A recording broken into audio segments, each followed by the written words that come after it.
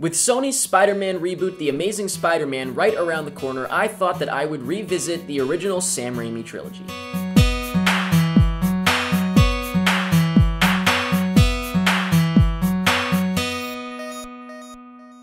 Before I get into talking about Spider-Man, Spider-Man 2, and Spider-Man 3, I should let you know that Spider-Man is my favorite superhero, so I don't know if I'm biased in any way because of that, but I'm just letting you know. Now, if you do the math, I was 11 when the first Spider-Man came out in 2002, and I went to see it in theaters, and I vividly remember seeing it in theaters, but I absolutely loved it, as most people did. It was a huge, huge movie and kind of groundbreaking for superhero movies, but as much as I loved it then, I still love it now. I still get such a rush and such a thrill just from watching Spider-Man swing through New York. Now, not only did we get to see Spider-Man swing around, but we also got to see a really cool villain in the Green Goblin, who, at the time, I did not know was such a different version of the Green Goblin, I guess, because I really didn't know all the details of Spider-Man when I was 11, but what a great performance from Willem Dafoe. He was fantastic as Norman Osborn, as the Green Goblin. He was just great. Moving on to Spider-Man 2, I don't care what anybody says, and I don't know anybody that really knocks it much, but this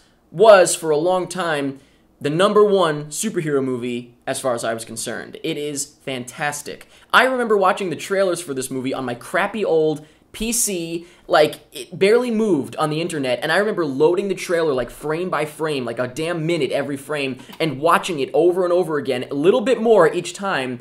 I was so excited to see Doc Ock, and it didn't let me down. He was amazing. Alfred Molina did an unbelievable job portraying Doc Ock, as far as I'm concerned. Once again, I don't even know what people think about this. I'm pretty sure everybody liked it, but I could be wrong.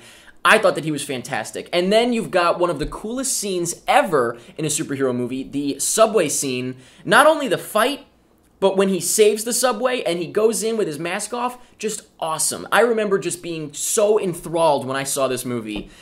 It was awesome. Side note, we also had the Spider-Man 2 video game, which if you've played it, you know that it is amazing, and so maybe that added to it for me. It was a whole Spider-Man experience at that time in my life, and it was great. Then something unfortunately went terribly wrong with Spider-Man 3, which was a big disappointment. I mean, I still enjoyed watching Spider-Man swing around. I love it. I absolutely love just watching him swing around. That's it.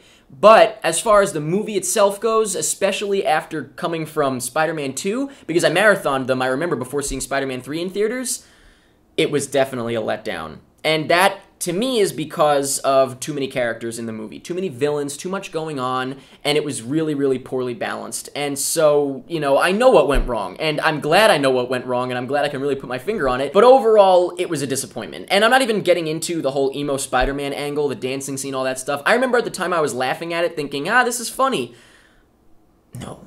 But overall, even Spider-Man 3 aside, the Spider-Man movies, Sam Raimi's movies, I thought were really, really great. I loved them. I still love them. I think there's a campiness to them that worked really well, to a point, of course, Spider-Man 3. And Spider-Man 2 is still one of my favorite superhero movies ever, and that train scene is still awesome. I watch it all the time.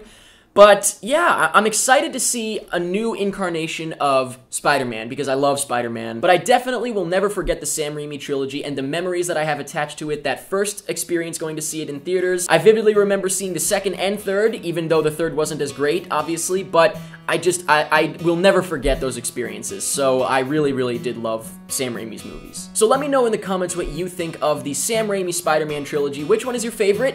Which one is your least favorite? I know which one is your least favorite. Let me know what you thought of Spider-Man 3. You know, go into it a little bit, because I know everybody likes the first two, as far as I know, and I know most people don't like the third one. So tell me whatever you want about any of the Spider-Man movies, and that's pretty much it.